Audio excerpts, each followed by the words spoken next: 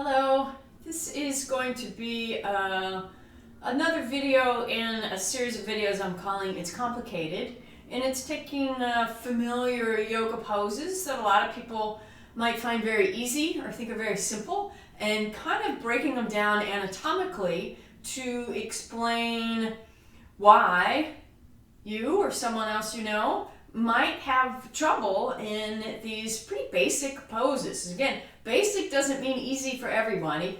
So there's actually a lot of joint actions that happen in this pose, and people can be limited in one or any or none of these areas. So the pose I'm going to be talking about today is child's pose. So I'm just going to get into it real quick, and then I'm going to go over the anatomics of it. So child's pose, most of you have done it. It's used as a kind of a resting and a hanging out pose in a lot of classes, and you sit your buttocks back towards your heels, you rest your forehead on the floor, and you kind of like a downward dog. It's meant to be comfortable and relaxing, and it is not that for everyone. I can certainly attest to that. So now let me go over the different joint movements that are happening in this pose, just to explain it in case you're one of those people who maybe doesn't find child's pose super easy or comfortable, or maybe look nothing like what I looked like in the pose. And then I'll go over some alternatives. If you have some limitations in some of these areas, there are other ways you can explore the wonderful benefits of child's pose without some of the problems that might occur in the traditional pose, kneeling on the floor. So the first movement I want to go over is this movement of what's called plantar flexion of the ankle. So I'll go over what the two movements of the ankle are. So I'm going to be moving this ankle here. So dorsiflexion is when you pull the top of the foot back towards the shin. Everybody's different. This is not the movement that comes up in child's pose though. The movement that comes up in child's pose in the ankle is this one, which is plantar flexion. How much forward can you get the top of the foot and get this joint open on the floor? So what that looks like when you're on the floor is some people, see when I plantar flex, I'm completely sealed. The whole top of my foot and the front of my ankle and my shin is completely flat on the floor. That is definitely not true for a lot of people. So some people have ankles that, whether it's tightness or just their bones, there's a lot of space here in between the ankles and the floor, and that can make this pose not as comfortable. So that's one joint. And then the next joint I'll talk about is flexion of the knee. Again, seems simple, but we're all different in how much our knee bends. So I'll show you on this knee. How far does your knee bend before it doesn't bend anymore? So again, in my body, just as an example, I'm probably more of an extreme case, is I can get completely sealed. The entire back of my thigh is sealed against my calf, and my heel is really close to my sitting bone. What I will say is there are people who knee flexion, maybe it stops here and there's all this space between the back of the thigh and the back of the calf or the heel. So you can imagine when you flip that over to kneeling and you're trying to press the buttocks back towards the heels, people who are limited in knee flexion just because, it doesn't matter why, or have knee pain when they flex the knee more deeply, that's going to be a very limiting and potentially dangerous place to push into in the traditional version of child's pose on all fours. And then the last point, so let me show you what that looks like on all fours. So if I'm limited in my knees, again, if this is as far as my knees bend, I can't get the weight back further than this. So it's just not going to be the same pose relaxing wise or in the spine or in the hips if I'm limited in knee flexion. And again, this isn't a judgment. It's just kind of understanding your unique anatomy and what's going on so that you can modify and maybe get the benefits of this pose by doing it another way. The last range of motion that really comes into play here is hip flexion, which I'm going to lie down. So right now my hips are not flexed at all. So as I start to bring my thigh towards my belly, now my hip is flexing here where the thigh is moving towards the belly. And again, this is the third area that people can be limited in.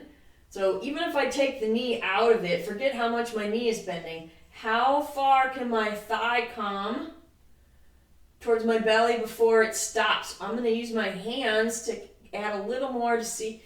And again, you can see my thigh is pretty much resting against my belly. And I'm not getting any pinching here in my hip. So what happens for some people is, this is as far as the hip flexes. So there's all this space, again, between the thigh and the chest. And or they get pinching in the hip and they need to drive their knees a little bit wider in order to get the knees closer to the belly. So that's the hip area of child's pose.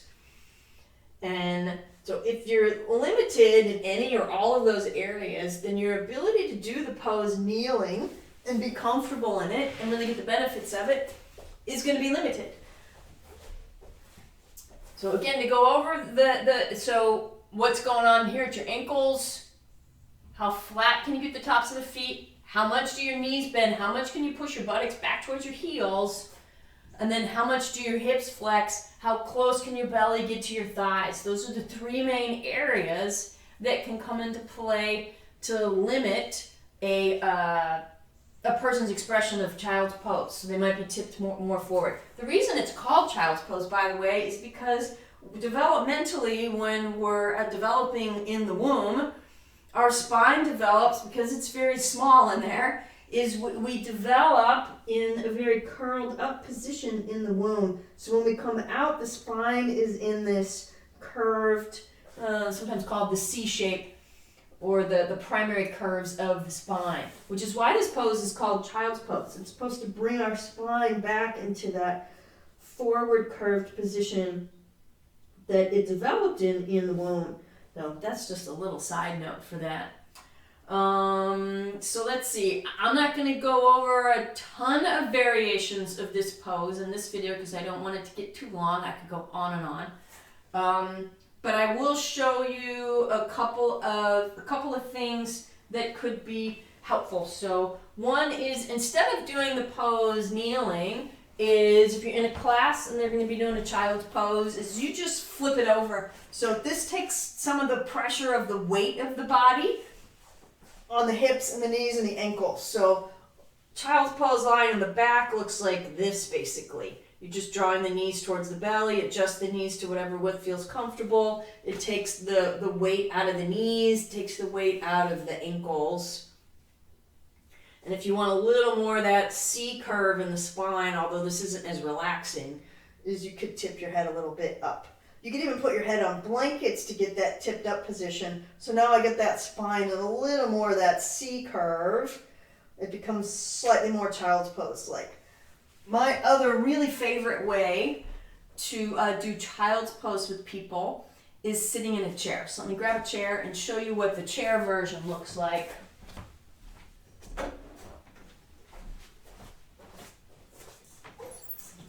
The chair version really takes, again, the ankle and the knee part out of it, but gets that very similar shape that we're going for in the traditional pose. So you just sit in a comfortable chair, feet flat, and then you start to drape your belly over your thighs and just let yourself hang, relaxing through the head. So again, you can see how this looks very much like child's pose when I was on the floor, but I've really taken the knees and the ankles out of it. Now I still might be limited by hip flexion here, so maybe this is as far as your belly goes towards your thighs and you're up here more with your forearms on your thighs with the curved spine. That's a perfectly good alternative. So this is a variation of child's pose sitting in the chair.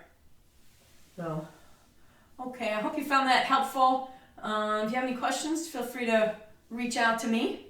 And yeah, if you're somebody who has kind of like the down dog video that I did, if you've wondered why child's pose is used so much because you don't find it super comfortable, hopefully you learn something about your body and you learn some alternatives that you might find helpful so you can really get the benefits and find an expression of the pose that feels more comfortable for your body.